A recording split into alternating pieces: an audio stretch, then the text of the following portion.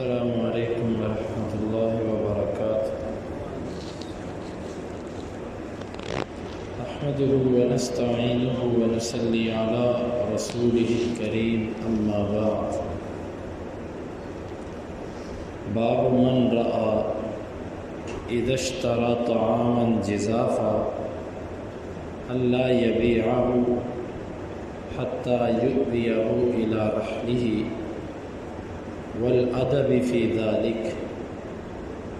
یہ باب ہے اس کے بارے میں جس نے یہ رائے رکھی کہ جب کوئی کھانا اندازے سے خریدے تو وہ اس کو نہ بیچے یہاں تک کہ اس کو اپنے گھر لے آئے، اور اس میں سزا کے بارے میں امام بخاری کہتے ہیں کہ ہمیں بیان کیا یحییٰ بن بکیر نے، وہ کہتے ہیں ہمیں بیان کیا لیث نے یونس سے و ابن شہاب سے، وہ کہتے ہیں کہ مجھے خبر دی سالم بن عبداللہ نے کہ بے شک عبداللہ بن عمر رضی اللہ عنہما کہتے ہیں لقد رأیت الناس فی عہد رسول اللہ صلی اللہ علیہ وسلم، میں نے لوگوں کو دیکھا نبی صلی اللہ علیہ وسلم کے زمانہ میں یبتاعون جزافا، وہ کھانا خریدتے تھے اندازے سے،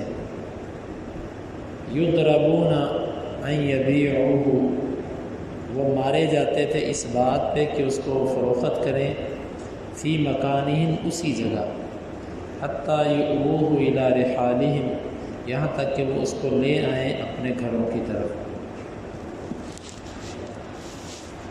یہ بات وہی ہے جو امام بخاری رحمہ اللہ پیچھے بھی کر کے آئے ہیں کہ کوئی بھی چیز جب آپ نے خرید لی تو اس کو آگے بیچنا جائز نہیں ہے جب تک دو چیزیں پوری نہ ہو جائیں۔ نمبر ایک، وہ چیز آپ کے قبضے میں نہ آ جائے، آپ خرید نہ لو اور اس کا وزن نہ کر لو، اور دوسرا یہ ہے کہ جب تک اس کو اپنی جگہ پر منتقل نہ کر لو اس چیز کو بیچنا جائز نہیں ہے۔ امام مالک رحمہ اللہ کا موقف یہ ہے کہ جو چیز آپ نے تول کر خریدی یا ماپ کر خریدی اس کے لیے تو یہی شرط ہے کہ جب تک تم اس کو اپنی جگہ پر نہ لے جاؤ آگے نہ بیچو۔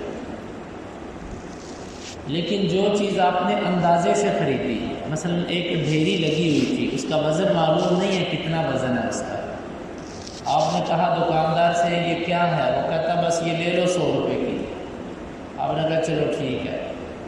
امام مالک کہتے ہیں جو چیز آپ نے اندازے سے خریدی اس کو تم اسی جگہ فروخت کر سکتے ہو، اس کو اپنی جگہ پر اپنے گھر پر لے کر آنا ضروری نہیں ہے۔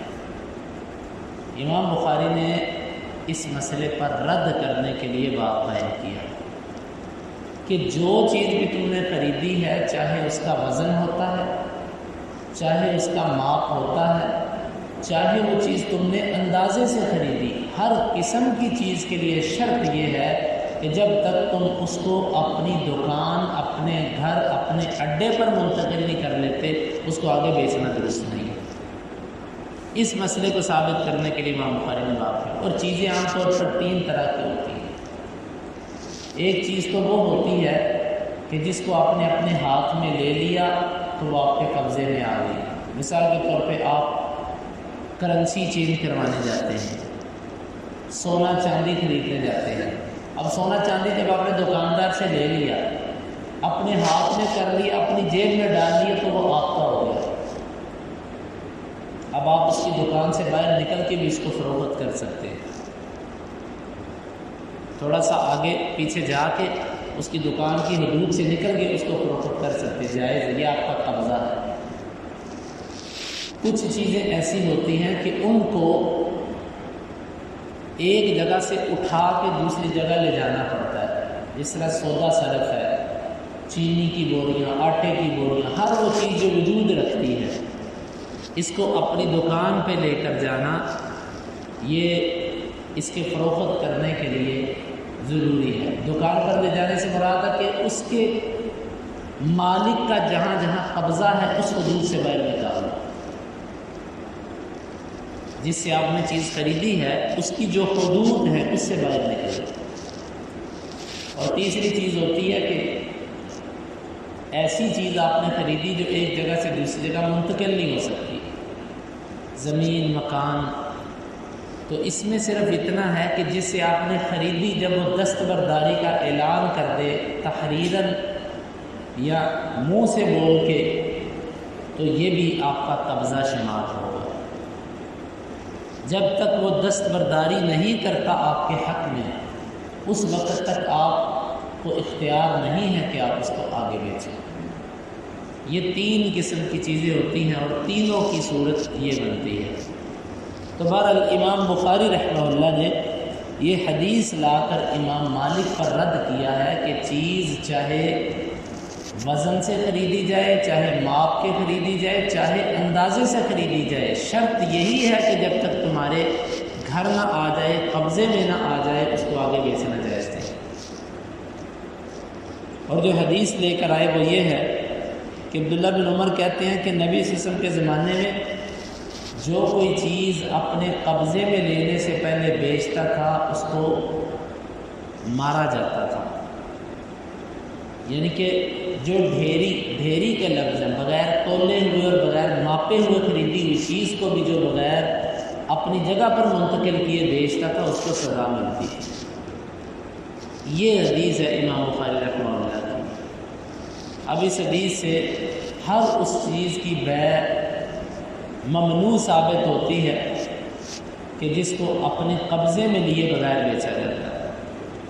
یہ اسٹاک مارکیٹ جو ہوتی ہے، ایکسچینج، اس کے اندر جو شیئرز ہوتے ہیں، ایک بندے نے شیئر خریدا، شام کو اس نے اس سے مہنگا کر کے بیچ دیا، دوسرے بندے نے اس سے خریدا، اس نے اس سے مہنگا کر کے بیچ دیا۔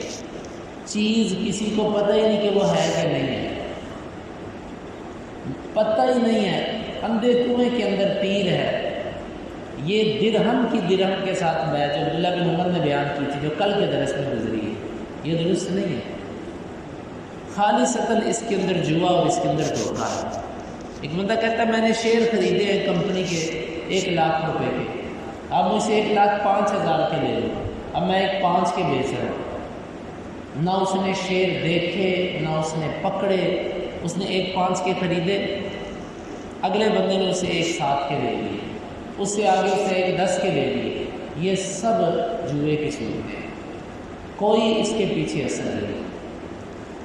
ہاں ایک صورت یہ ہے کہ واقعتاً ایک کمپنی موجود ہے، اس نے اپنا شیئر کچھ بیچے اور آپ نے خریدے، اس کی تصدیق ہوئی تحریراً، یا جو بھی قانونی طریقہ چلتا ہے اس طریقے کے مطابق وہ شیئر آپ کے نام منتقل ہوا۔ اب آپ اس شیئر کو آگے کسی بندے کو فروخت کرتے ہیں اور اسی قانونی طریقے سے کرتے ہیں تو یہ صورت سمجھ آتی ہے۔ باقی ایک کمپنی کا وجود ہی نہیں ہے، مجھے ایک چیز، ایک کمپنی بنے گی، اس کے شیئر بک رہے ہیں، ابھی وہ چیز وجود میں نہیں آئی اور اس کے شیئر مارکیٹ میں بک رہے ہیں۔ یا ایک چیز وجود تو رکھتی ہے لیکن اس کے شیئر آپ کے پاس ہیں کہ نہیں ہیں، نہ کوئی تصدیق ہے، نہ کوئی قانون ہے، بس میں نے اتنے کا خریدا، آپ اتنے کا خریدا۔ یہ صورتیں صراحتاً جوئے کی صورتیں ہیں، اور اکثر مارکیٹ کے اندر یہ جو شیئرز ہوتے ہیں اس میں اکثر 2 نمبریاں ہوتی ہیں۔ اسی لیے میں تو اکثر ساتھیوں کو کہتا ہوں کہ اس کی خریداری سے بچیں، وہ چیز خریدیں، وہ چیز فروخت کریں کہ جس چیز کا قبضہ آپ کے پاس آ چکا ہے، جس کی آپ کو تسلی ہو چکی ہوئی ہے۔ صورت دیگر یہ بیع درست نہیں ہے۔ اور یہاں سے یہ بات بھی معلوم ہوئی کہ جو غلط بیع کرے، غلط خرید و فروخت کرے، حاکم وقت اس کو سزا دے سکتا ہے۔ جس طرح کہ یہاں پر آتا ہے کہ عبداللہ بن عمر کہتے ہیں لوگوں کو ادب، یعنی ان کو مارا جاتا تھا یا ان کو ڈانٹا جاتا تھا کہ تم نے اس قسم کی بیع کیوں کی ہے۔ غلط قسم کی بیع کرنے پر سزا دی جا سکتی ہے، لیکن یہ سزا حاکم دے گا اور کوئی نہیں دے سکتا۔ اور دوسری بات یہ بھی معلوم ہوئی کہ حاکم کی یہ بھی ذمہ داری ہے کہ وہ مارکیٹ کے اندر ایسی پارٹیاں اور ایسی ٹیمیں مقرر کرے جو لوگوں پر نگرانی کرے کہ یہ کس قسم کی تجارت کر رہے ہیں. اگر یہ غلط تجارت کر رہے ہیں تو ان کو روکا جائے اور ان کو سزا دی جائے. اس طرح کہ یہاں سے معلوم ہوتا ہے کہ جو غلط بیع کرتا اس کو سزا ملتی ہے.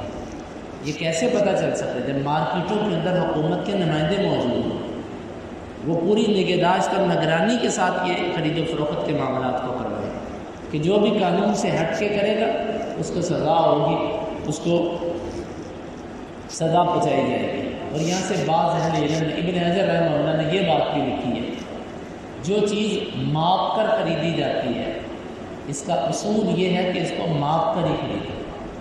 جو چیز تول کر خریدی جاتی ہے اس کا اصول یہ ہے کہ اس کو تول کر ہی خریدو. ماپنے والی چیز کو تولنا، تولنے والی چیز کو ماپنا، وہ کہتے ہیں یہ بھی درست نہیں ہے، یہ درست چیز نہیں ہے.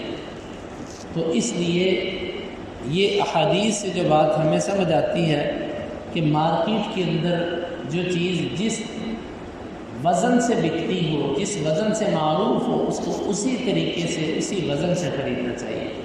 اور یہ بات بھی معلوم ہوئی کہ ایک ڈھیری جس کا وزن معلوم نہیں ہے اس کو بھی خریدا جا سکتا ہے. جب آپ نے کہا کہ یہ ڈھیری کتنے کلو کی ہے، اس سے کا پتہ نہیں کتنے کے بارے میں اتنے پیسے دے دیں، آپ نے وہ خرید لی، یہ جائز ہے.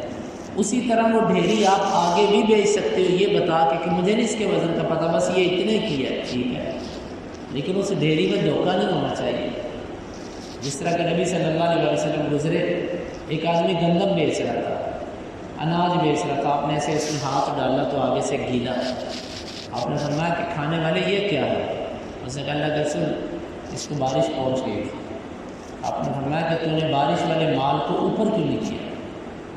تو دھوکہ دے رہا ہے. آج کل مارکیٹ منڈیوں کے سودے تقریباً دھوکے، نیچے ردی مال، نیچے گھٹیا مال، اوپر ایک اور دو تہیں جو لگائی جاتی ہیں وہ عمدہ قسم کے مال، تاکہ جو کوئی دیکھے وہ کہ واہ کتنا پیارا، یہ پیٹی کتنی پیاری ہے پھل کی. جب وہ لیتا دو تہیں اور نیچے سارا ردی مال ہوتا ہے. یہ سب خائن اور بے برکتے کاروبار کرنے والے لوگ ہیں.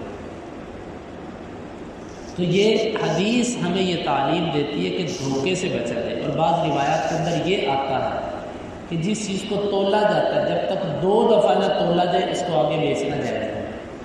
ایک دفعہ تب جب آپ نے خریدا اس کو تلوا کر خریدا، اور ایک دفعہ تب جب آپ نے آگے بیچا اس کو توڑ کر بیچا. اور اسی طرح جو چیز ماپی جاتی ہے جب تک اس پہ 2 ماپ نہ آ جائیں اس کو آگے بیچنا جائز ہے. جب آپ نے خریدا تو اس کو ماپ کر خریدو، جب آپ آگے بیچو تو اس کو ماپ کر بیچو. آپ یہ کہتے ہو میں پیچھے سے تلوا کے لایا تھا یہ اتنے کلو تھی، پیچھے والے دکاندار کے وزن پہ اس کے ماپ پہ آگے بیچنا یہ درست نہیں. شریعت کہتی ہے کہ تم جب بیچ رہے ہو، تم جب نفع لے رہے ہو تو تم اپنی ایک ماپ کرو اور اپنا ایک وزن کرو. تو ہمارے اکثر یہ ہوتا ہے کہ پیٹیوں کے اوپر مال کے اوپر لکھا ہوتا ہے اتنے کلو، یہ منڈی سے تل کے آیا، یہ فیکٹری سے تل کے آیا، اس کو اسی فیکٹری کے وزن پر آگے اٹھوا دیا جاتا ہے. یہ درست نہیں ہے بات. ممکن ہے درمیان سے کوئی چیز کسی نے نکال لی ہو، ممکن ہے اس میں کوئی کمی بیشی آ گئی ہو، تو ضروری ہے کہ آپ جب ایک چیز کو اپنی دکان پہ بیچ رہے تو اپنا دوبارہ وزن کروا کے اس کو بیچو، دوبارہ ماپ کروا کے اس کو بیچو. اور اگر کوئی چیز بغیر وزن اور ماپ کے لیے ہے پھر بغیر وزن اور ماپ کے بیچنا جائے، لیکن اس پہ وزن نہیں آپ بتا سکتے کہ یہ اتنے کلو. جب آپ نے وزن بتا دیا پھر تولنا پڑے گا، پھر ماپنا پڑے گا. تو یہ ہے اس حدیث سے معلوم ہونے والی باتیں. اللہ رب العالمین سے دعا ہے کہ وہ ہمیں کتاب و سنت کو سمجھنے کی اور اس کے تقاضوں کو پورا کرنے کی توفیق عطا فرمائے. اللہم انفعنا بما علمتنا وعلمنا ما ينفعنا وزدنا علما وآخر دعوانا ان الحمد للہ رب العالمین. حدیث نمبر 2137.